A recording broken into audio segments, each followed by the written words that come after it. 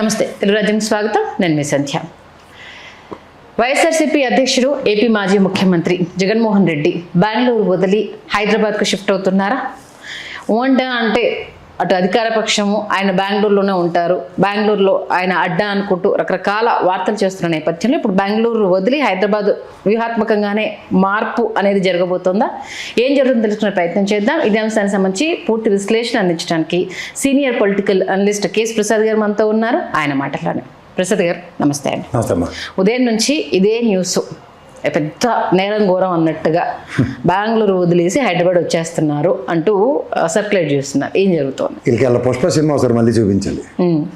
ఈ కాలు నాదే, ఈ కాలు నాదే. అలాగా బెంగళూరులో ఇల్లు కూడా నాదే, హైదరాబాద్ ఇల్లు లోటస్ పాండ్ నాదే, మంగళగిరిలో ఇల్లు నాదే. నాకున్న 3 ఇల్లు నేనే అద్దెకించుకోలేదు. నాకు ఎక్కడ కావాలంటే నాకు సౌఖ్యం ఎక్కడ ఉందో అక్కడి నుంచి నేను ఉండడానికి నిశ్చయించుకున్నా. ఇప్పుడు సాధారణంగా చూడు, ఒకప్పుడు ఊటీ విడిదిగా వెళ్ళి వాళ్ళం సమ్మర్లో అని సినిమా యాక్టర్లు అనేటి, ఆయన కూడా బెంగళూరులో సమ్మర్ లేదంటే ఇక్కడ బాగుంటుంది, కొండ మీద ఉన్నట్టుంటుంది అని ఏదో లాజికల్ అని కాకుండా ఆయన పాదయాత్ర దగ్గరలో చేస్తున్నాడు. ఓకే.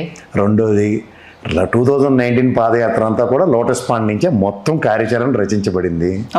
సో ఆబ్వియస్లీ ఒక అడ్వాంటేజ్ని 2 స్టేట్లు దాటి వచ్చి పాదయాత్రలు కోఆర్డినేషన్ బదులు ఇక్కడి నుంచి ప్లాన్ చేసుకోవడం సులువా కష్టమా? సులువు అవుతుంది. ఇప్పుడు వీళ్ళందరికన్నా ఇప్పుడు విజయమ్మకి పచ్చి వెళ్ళక్క నోట్లో పడినట్టు ఉంటుంది. ఎందుకంటే ఇప్పుడు అక్కడ ఉంటుంది, అక్కడ ఎల్లరి కోనడుతూ ఉంటుంది కాబట్టి ఇతర జగన్ తల్లి పిల్లవ సినిమా ఆవిడకే కనబడుతుంది. ఆవిడకి లేని బాధ వీళ్ళందరికీ ఎందుకు చచ్చిపోతున్నారో నాకు అర్థం అవట్లే.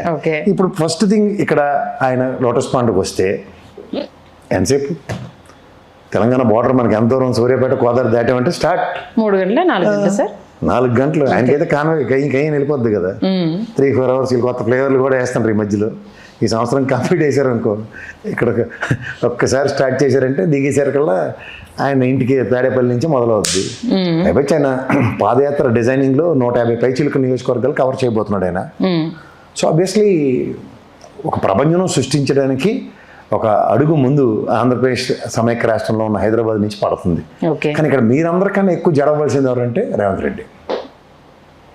సింపుల్ లాజిక్ చెప్తా, మీరు జాగ్రత్తగా గమనిస్తేనమ్మా, తెలంగాణలో కాంకర్ చేసింది Khammam, Nalgonda, Warangal and Mahabubnagar. Jaganmohan Reddy presence Khammam and Nalgonda ఎలా ఎఫెక్ట్ ఉంటుందో ఆలోచించుకో. Okay, first thing. తర్వాత ఆంధ్ర స్టెంట్, ఆంధ్ర బార్డర్ చాలా ఎక్కువ ఖమ్మం పరిసర ప్రాంతాల్లో ఆ ఫ్లేవర్. ఇది అటు నుంచి ఇటు ట్రావెల్ అవడానికి ఒక వైటల్ వైబ్రేషన్స్ క్రియేట్ అవుతుంది. ఉదాహరణకి పొంగులేటి గారు కానీ కోమటిరెడ్డి బ్రదర్స్ కానీ వచ్చింది కాబట్టి కాంగ్రెస్ వీళ్ళది under the direction of Jaganmohan Reddy. Okay. So obviously గర్వాపశీలు ఉంటాయా, లేదంటే ఒక రాజకీయ ఆరంగేట్రాల్లో చదరంగాల్లో పావులు ఏ విధంగా కదపబడతాయో ఆలోచించుకోండి. అంటే తెలంగాణలో వైఎస్ఆర్సీపీ ప్రాణం పోసుకునే ఆలోచన ఏదన్నా ఉందా? ప్రాణం తీసే ఆలోచన ఉంటుంది. ఎందుకంటే ఆయన ఆర్క్ రైవలరీ కాంగ్రెస్. నువ్వు జాగ్రత్తగా గమనిస్తే అవును, ఫస్ట్ థింగ్ ఏంటంటే ఆయన మిత్రుడు కేసీఆర్ ఒక రీజనల్ పార్టీ, ఈయన పార్టీ రీజనల్ పార్టీ.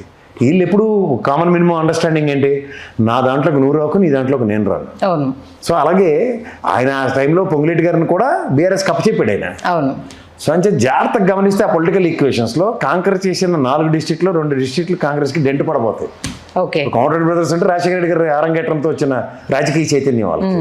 ఆ పార్టీ నాయకులైనా, కాంగ్రెస్ పార్టీ నాయకులైనా వైఎస్ బ్రాండ్ పట్ల వాళ్ళు చూపించే విధేయత. ఒకనొక సందర్భంలో సాక్షులు మమ్మల్ని ఎందుకు పెట్టరాయా, మా గురించి ఎందుకు మాట్లాడాయా అని మాడుతుంటాడు కదా ఆయన. అవును. సో ఇవన్నీ జాగ్రత్తగా ఈక్వేషన్స్ ప్లాన్ చేసుకుంటే ఉపద్రవం వీళ్ళకి ఎక్కువ ఉంటుంది. అక్కడ జరగబోయే కాగల కార్యాలు ఎలాగో గందరగోళం తీరుస్తారని పాదయాత్ర త్రూగా జరుగుతుంది. కానీ ఒక దెబ్బకు 2 పెట్టలు కొట్టే సామర్థ్యం మాత్రం, ఎందుకంటే ఆయనతో పెట్టుకుంటే 2 రాష్ట్రాల్లో కాంగ్రెస్కి శివతాండం అంటే చూపించాడు, జగన్మోహన్ అవతారం అంటే ఏంటో చూపించాడు. 3వది కృష్ణావతారంలో ఆయన కొట్టే దెబ్బ కోలుకోవడానికి తెలంగాణ డెకేడ్ పట్టింది.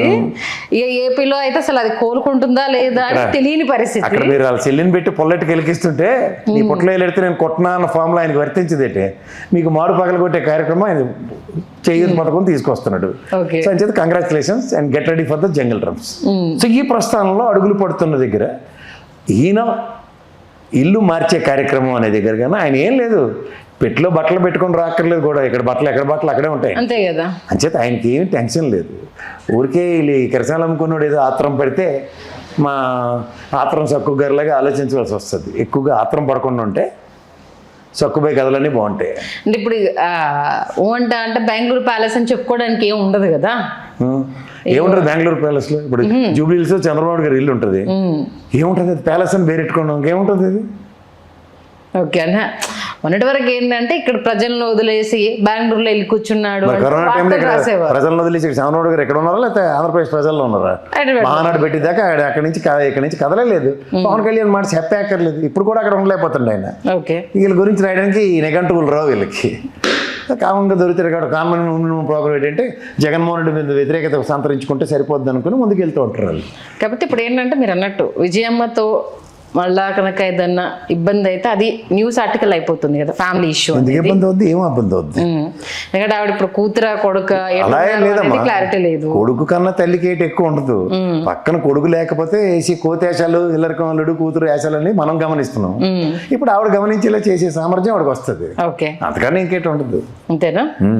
ఓకే. మొత్తానికి ఎందుకంటే జగన్మోహన్ రెడ్డి సాధారణంగా కాజాలు అందరూ తింటే ఆయన మడత కాజాలు పెడతాడు అందరికి, ఇది తెలుసుకోగలిగితే చాలు.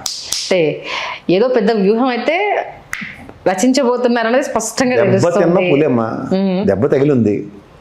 ఆ గాయం నుంచి వచ్చే శ్వాస ఎలా ఉంటుందో తల్లికి బాగా తెలుసు. నెక్స్ట్ గర్జించే సింహం అవుతుంది, లేదా గర్జించే పులి అవుతుంది. ఈ రెండింటి గర్జన ఎలా ఉంటుందో సహచరులందరికీ తెలుసు, వీళ్ళకన్నా ఎక్కువ అపోజిషన్ వాళ్ళకి తెలుసు. వాళ్ళు ఇప్పటికీ భయపడిసి వస్తుంది అదే కదా. రేపు పొద్దున ఆయన వచ్చేస్తే ఏటైపోద్ది అన్న భయంకే కదా ఈ సావు అంతాను. రావడం తథ్యం అన్న విషయం ఉన్నప్పుడే కదా భయం అన్నది వస్తుంది. వాస్తవం. ఆయన రాడే నాగడి భయం అనేవాడిని ఎవరిని చూసావా?